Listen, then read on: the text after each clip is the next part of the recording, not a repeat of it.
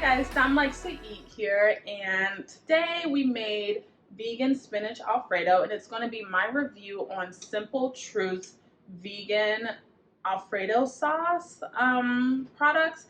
So I used that and some vegan cream cheese to come up with this beauty. It looks good, it smells good. I have not tasted it yet. I'm going to taste it on camera so I can give you my review.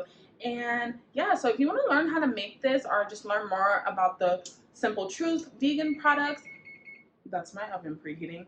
I'm going to make some garlic bread to go with this. But please continue to watch this video. Once again, like, subscribe, visit veganhippiecafe.com. Let's connect. Follow me, Vegan Hippie Cafe, on everything, Facebook, Twitter, literally everything. And yeah, so I'm excited. So first we're going to start with our ingredients. We're going to use some fettuccine noodles. Make sure the noodles are egg-free. We have our plant-based Alfredo, plant-based cream cheese, our vegan earth balance, some black pepper. I just skipped over the seasonings. Those are just all the seasonings mixed. Some minced garlic. I like mine a little chunky. Some Creole seasoning. Some spinach. Some parsley. And then we got our onion powder, and then some garlic powder. Now start by melting about a tablespoon of Earth Balance or vegan butter and moving that around in a pan, and have the pan on about medium. Following that, we add our minced garlic, and you're going to let that cook for about 30 to 60 seconds just until you get the aroma in the air. I actually overcooked mine a little bit, but I don't mind my garlic being a little burnt, so just keep an eye on it. It can be a little difficult recording and cooking at the same time. So just make sure you really do keep an eye on it. And it only needs about 30 to 60 seconds to become fragrant. So now it's time to add our spinach. I just used the leftover spinach I had. Make sure you use a lot of spinach because we know spinach loves to shrink on us after we cook it. So you're just going to cook that down with the garlic and add that before the sauce and sprinkle maybe about a pinch of salt just to give it some flavor. After the spinach starts to cook down, you want to then take your plant-based Alfredo and add it into your pan.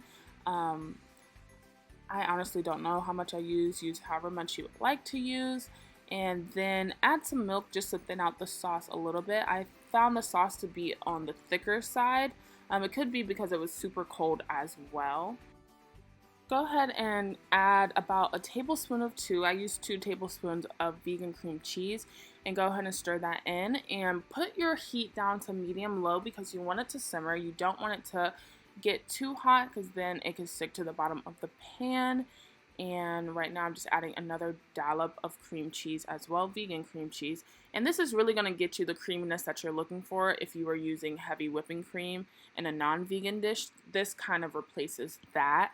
It's really, really, really nice, and it really comes out creamy. So now you want to add your seasonings to the pan and just continue to move everything around to make sure the flavors are incorporated.